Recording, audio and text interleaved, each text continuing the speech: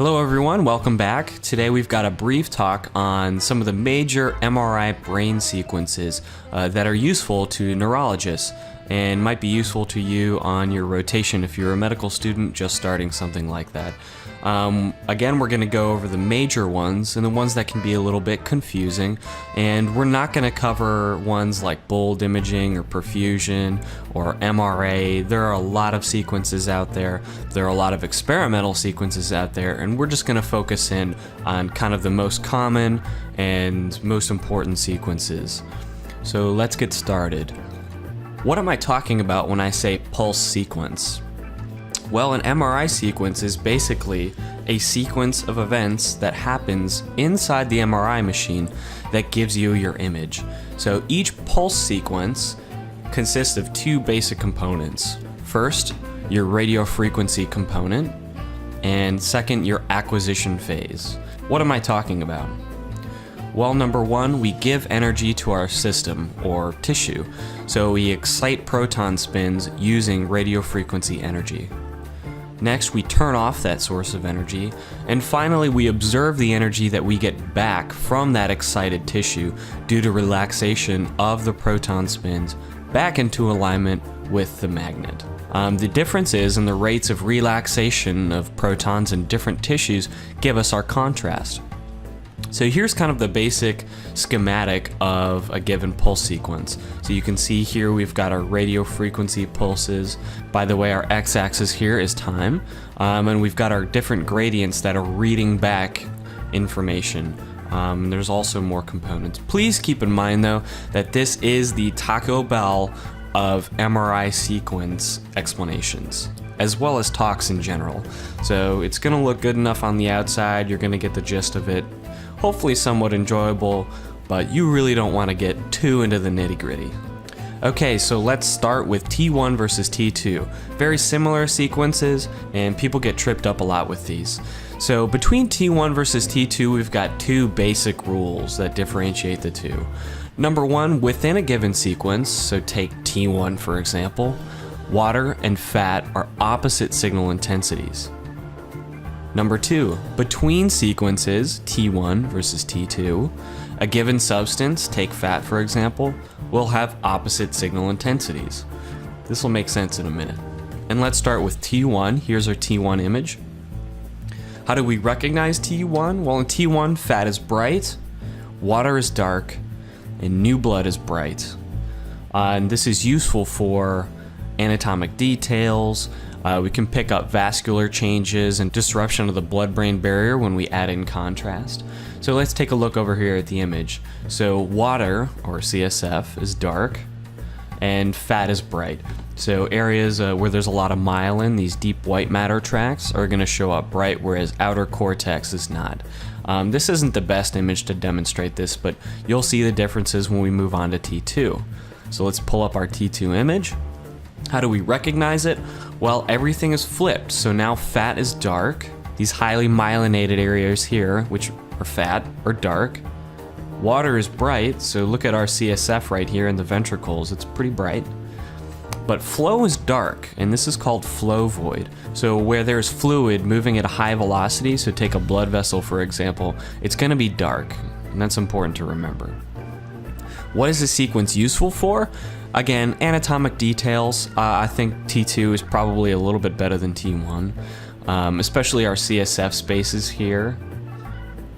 It's useful at picking up most lesions kind of in general. One area where it can trip up a little bit is when you have lesions or edema really close to CSF spaces, because they'll both be bright. Okay, so let's compare these two. We've got T1 here and T2. So fat is bright on T1, fat is dark on T2. CSF is dark on T1, bright on T2. Got it? Alright, let's move on to FLAIR, which stands for Fluid Attenuation Inversion Recovery. Sounds confusing, but that'll make sense in a minute. So here's our FLAIR image. I like to think of FLAIR as basically a T2 image, but the CSF spaces are flipped back to being dark or hypo-intense. So if we look here, it looks just like a T2 image. So for example, these deep basal ganglial structures here, which don't have as much fat in them, are looking pretty bright. Fat is dark, but the CSF is also dark. Interesting. Also, non-free-flowing water is bright. That'll make sense in a minute. Fat is dark, already went through that. So what is this useful for? Same as T2, but it does a better job of delineating lesions near the ventricles, because edema would be bright, but in flare, the CSF is going to be dark because it's free-flowing, whereas edema is not going to be free-flowing. And it can really do a good job of gray-white differentiation. Just look at the putamen and the head of the caudate. They really stand out. And let's compare this to a T2 image. So again, it looks just like the T2 image, except that the ventricles or the CSF spaces are inverted. Okay, so here's an example of where flare can do a better job of delineating lesions near the ventricles. So we've got our T2 image here.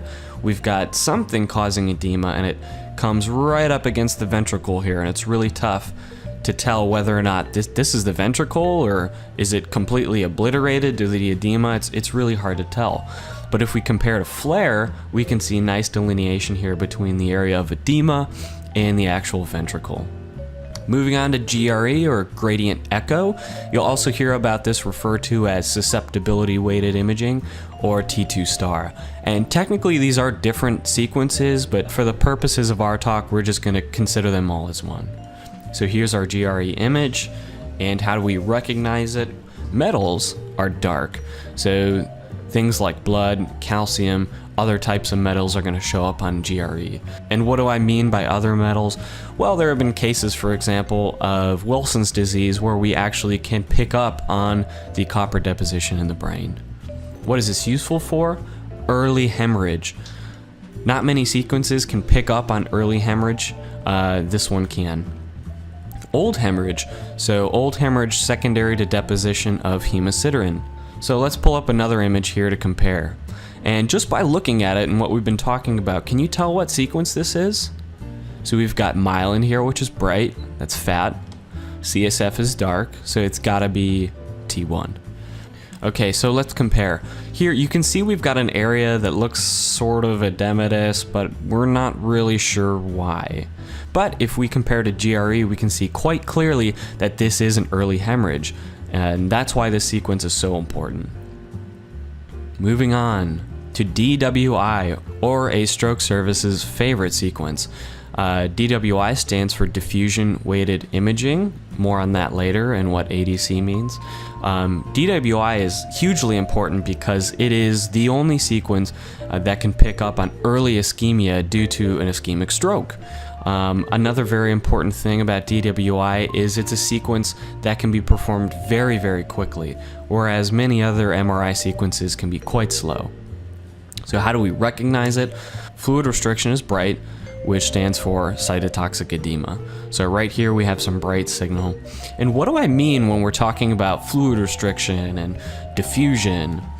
Well, DWI is basically measuring the Brownian motion of water molecules, and it's helpful to think of only the water molecules in the extracellular space.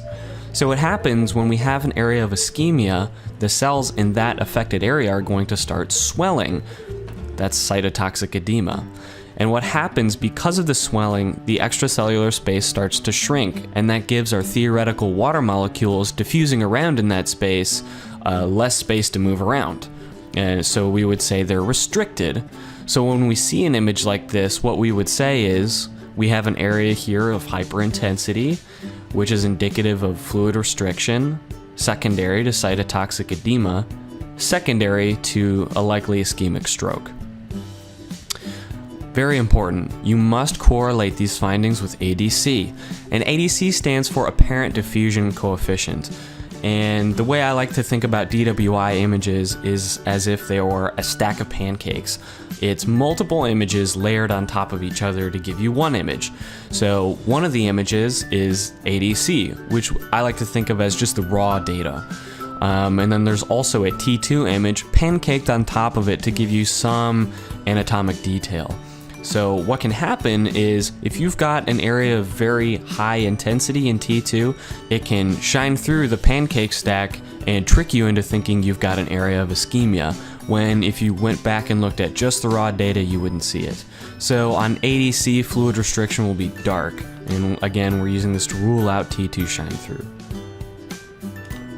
So it's useful for ischemia, abscesses, and seizures. And let's compare to our ADC. So bright on DWI, dark on ADC. And like I mentioned before, there's a lot of other sequences we didn't go over. So MRA, angiography, bold imaging. There's a lot of experimental sequences. And I just put this up here because this is one that I used to work on. You can look it up here if you're interested. But I hope this talk was somewhat helpful to you, and I hope you have a fantastic day.